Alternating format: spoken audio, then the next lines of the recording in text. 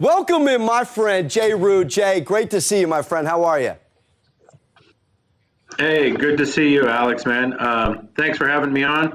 Really glad to see your career taking off the way it is. You're an incredible talent. It was fun getting back with you here. Hey, thank you so much, and right back at you. Okay, so many places to go when you are in the position you are behind the counter. I'm fascinated with the process and how lines come to be. Let's take it in the NFL for this conversation. Can you take us a little bit into the Good Burger secret sauce of how you come to the spreads, the over-unders week to week in the football year this season? Yeah, it's a process. It goes along, throughout the year, but it starts in the beginning with obviously the draft and free agency and additions and subtractions of teams on a player level, and then those player evaluations roll up into a power rating for the team. And I've got 2 or 3 guys that I follow really closely from a power rating perspective, value their opinion on what they put out there, and then obviously the market is the biggest dictator of where the number is going to go, because that's the individuals pulling out of pocket and putting their money down. And there's quite a few guys that we look to and respect their decision making when they do that, and that drives the number where we're going to go. But of course, there's always a little bit of gamble. Got opinion here and there, but as being a bookmaker and being a handicapper are 2 different things. And I'm a much better bookmaker than I am a handicapper. I can pick losers with the best of them as it goes along. Well, I love the humbleness. I know you're sharp as it gets. Okay, so there's injuries, there's week to week, wins, losses, I know, but you mentioned once upon a time the weather somewhat being one of the largest, if not the largest factors. I know we're coming up here from fall, slowly getting into winter as the weeks progress in the NFL. Can you talk a little bit about how the lines move when it comes to weather? Yeah, the weather, typically a lot of people get lost in some of the weather because, they think snow and rain is necessarily, the worst of it. When it comes to, NFL and football in general, the snow and the rain isn't necessarily the dictating factor of weather. Obviously, great weather, no issues, right? It comes down to the pure aspect of each team. But, when you have really high winds and, maybe mixed with rain, the high winds is probably the worst of the scenarios. We saw a little bit of that this past Monday. But, even if it's just pure high winds, that's one of the strongest factors there can be, because it's going to dictate the game plan and, ball control, and also, it influences quite a bit on the kicking game. So, again, it's an adjustment process, but, the players will dictate quite a bit of that as well. Obviously, I've often said, why sell something for $1 when you can sell it for $1.25? So finding that right little process and that little spot where, you split the money.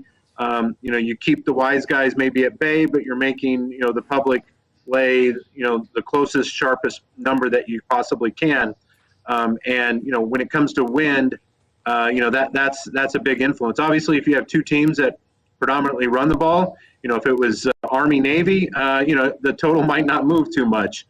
Those guys don't do a lot with the ball in the air to begin with. But, when you're talking about a couple of teams, if it's Bengals and Tampa Bay, then, it's a different story. So it could influence the number on the total, 10, 15, 20% even.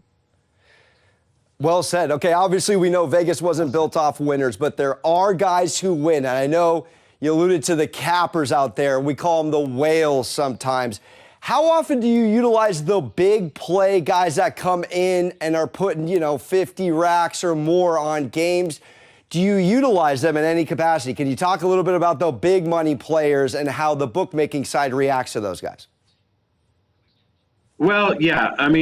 There's a couple of categories, right? There's guys that are what we would categorize as sharp, and then there's guys that are deep pocketing. Got guys that you consider a whale, right? And a whale isn't necessarily sharp. He's a guy that can do some damage, obviously, if he makes the right selection. But a big difference between being sharp and being a guy willing to put up his bankroll in a big way. Now the sharp guys, yeah, I mean, obviously we try and control their activity as much as possible.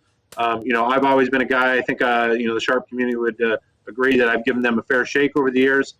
Let them come in and get a play.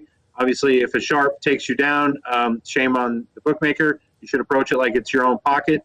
But those are guys that you want to look at and use their opinions against the public. So if you're seeing, and that's always the case. When I was the days at the brick and mortar on the casino floor, you'd hear the public going, "How does this game keep going from 6.5 down to 5?" And everybody's just pounding the side that is the -5. It's because the sharp community is hammering away on that. I mean, Carolina a few years ago was a team like that where the sharps would come in week after week after week and bet Carolina, and the public would go against them every single week. So it was what we call a classic pros against Joes scenario. And when you have that sort of scenario, the book is a little more insulated because the book gets really destroyed when all the public play or the sometimes the derogatory term that is used in the community is the squares. When they all line up on favorites and over, that's when the book takes the most damage. Obviously, the sharps can hurt you from time to time. The deep-pocketed guys can really put a number on you too. But it's really when the mass market lines up and hits on a predominantly high percentage of their selections in parlays. I love it. Okay, I'll get you out of here with this. Fall Classic starts tonight, Astros, Braves. Where's the money? What do the bookmakers want to happen, either game one and/or on the series? Yeah. I mean, obviously, everyone's read the headlines. There's a guy out there that owns a furniture company that has put a big investment on the Astros winning. So most of the bookmakers across the country probably aren't looking for the Astros to win, but game one, they're laying the Astros minus $1.35, $1.40. So we're looking for a victory here to start off right from the Braves. I think it's going to be a great series no matter what. I think this goes deep, 6-7 games. So if we can get that, then all things are looking up for bookmaking. Obviously, the more decisions, the better.